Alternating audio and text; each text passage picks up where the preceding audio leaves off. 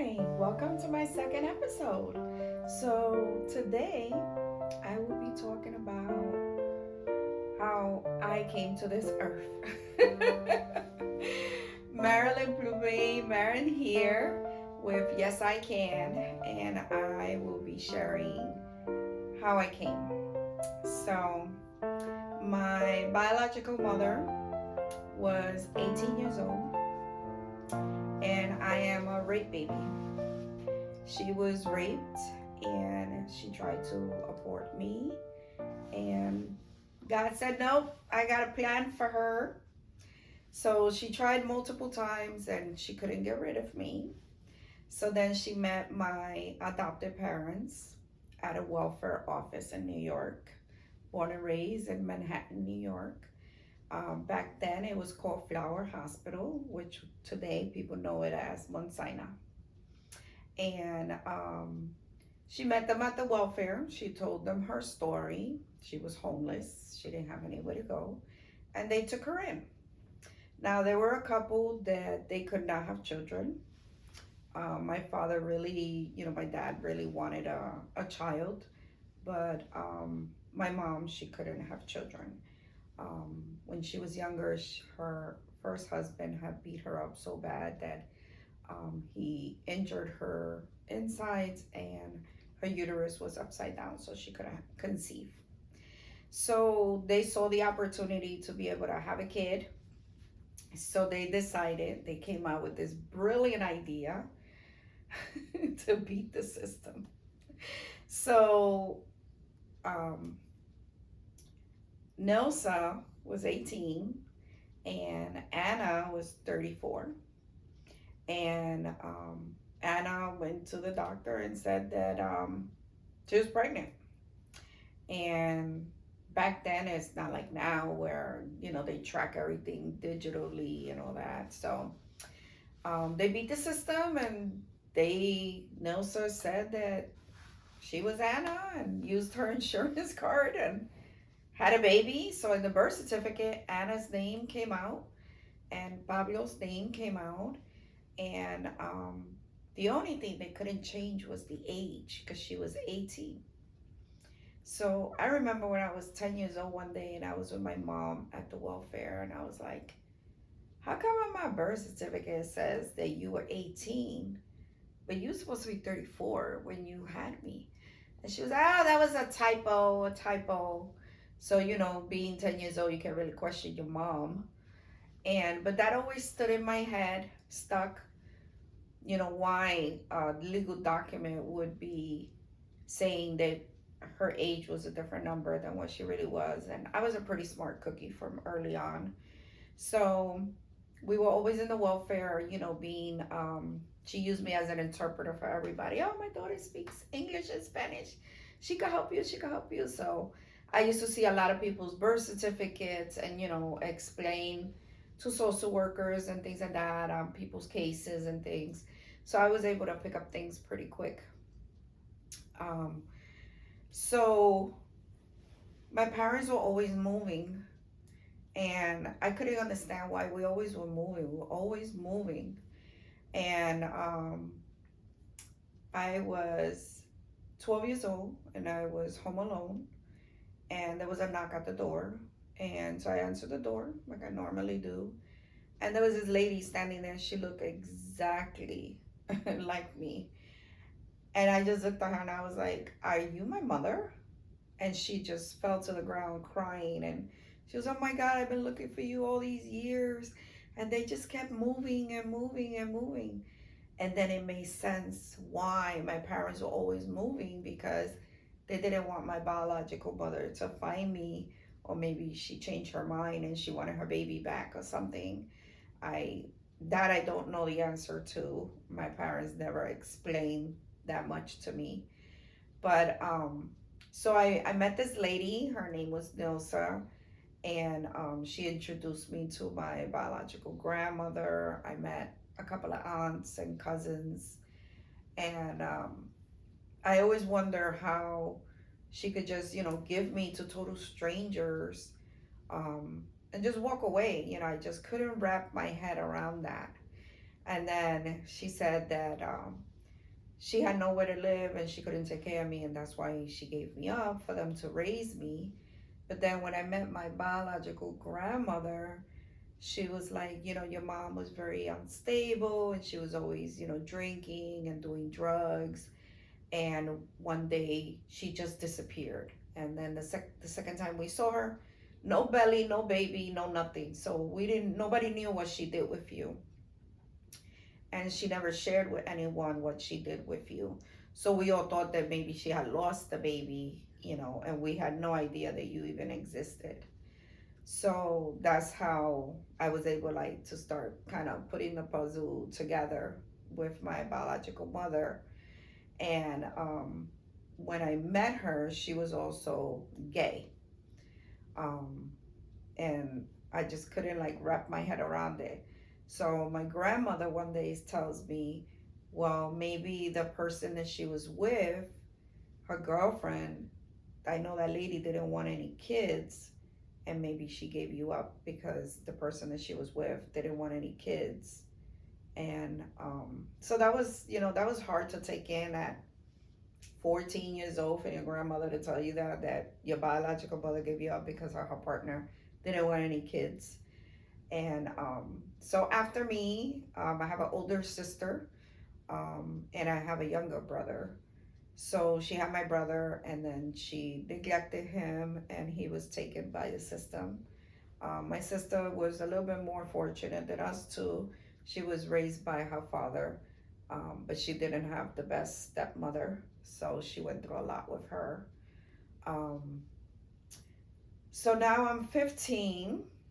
I'm arguing in the middle of the street with my biological mother because I did not look at her as a mom. I looked at her as another person, not as a mom. And when they were arguing, and she's like, "You want to know who your father is?" And I was like, "Yeah, it'd be nice to know who did the sperm donation. I'd like to know who's my father." And here is this man walking out of my building that I live in, and she calls him over, and she's like, Yito, this is your daughter, this is your father. And we both look at each other like, are you serious right now? This man lives on the second floor and I live on the third floor. And this is my biological father. Like, you gotta be kidding me right now. And she was like, no, now you both know, so y'all can deal with each other. So it's like, okay. So when I met him, I was about 8 months pregnant from my daughter, my oldest daughter. I had her when I was a teenager. And we just both were like, like, this is crazy. So anyway, I found out that I was his only child. He never had any children. And shortly after, maybe a couple months, he moved back to Puerto Rico. And I didn't see him for about 20 years. And I had his little address on a piece of paper that his friend had given me when I was trying to get in touch with him. And I saved that piece of paper through all the moves that my parents did, and even myself, getting my own apartment and moving around a lot. I always kept that little address. And when I was 32, I went to Puerto Rico and I found him with that little address, and asked the older gentleman if he knew who he was, and he was like, no. And I was just sitting there in a rental car, and at the time, my ex-husband was asking people, do you know this man? We're looking for this man.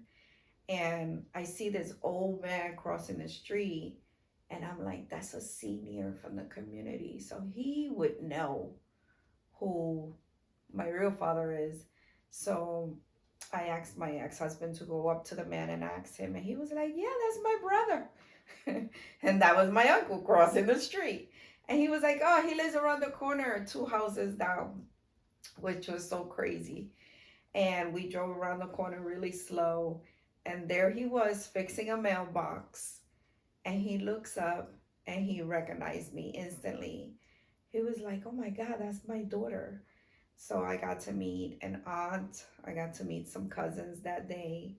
And of course, it was a very emotional day. He told me that he had stopped drinking because he was an alcoholic. So maybe he did do rape my mom. Maybe he was so drunk he didn't remember. Who knows? Only God knows what really happened there.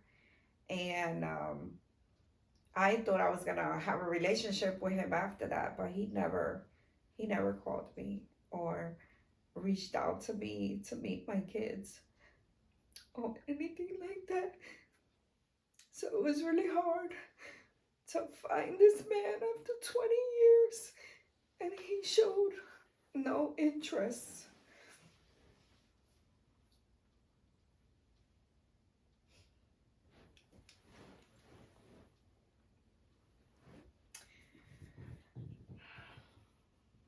So he said to me that day,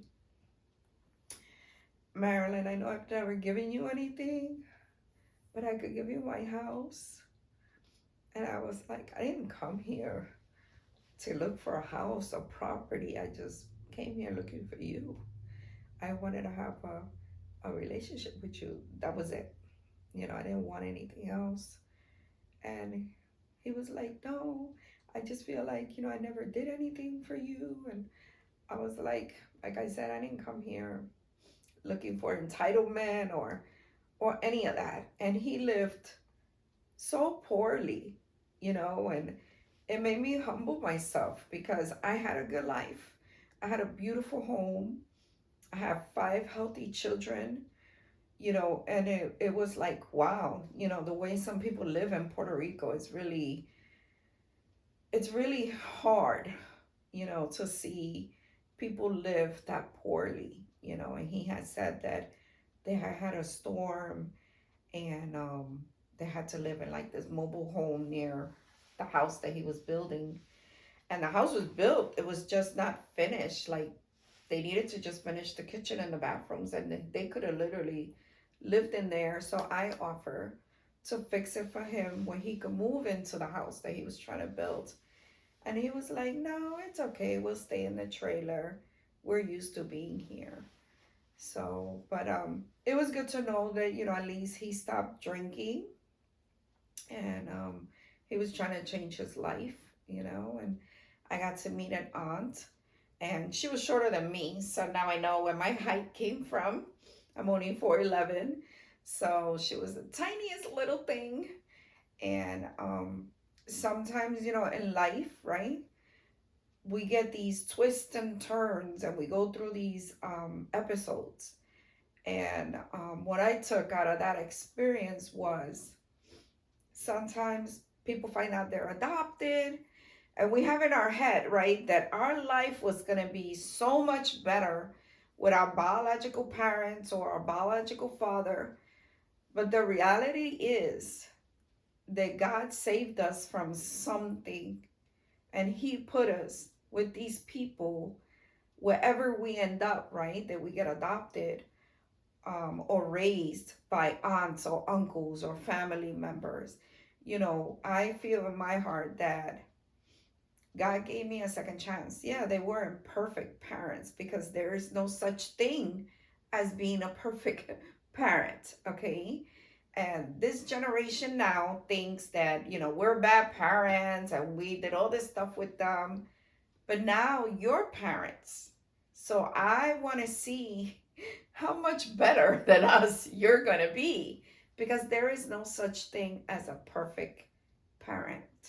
And if you think you're going to be a perfect parent, then you're lying to yourself, and you need to wake up to reality. Children do not come with instructions. You can't return them to Walmart, okay?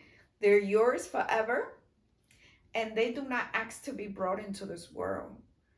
So when you do choose to have a child, please make sure that the person you're with is ready to even be a parent.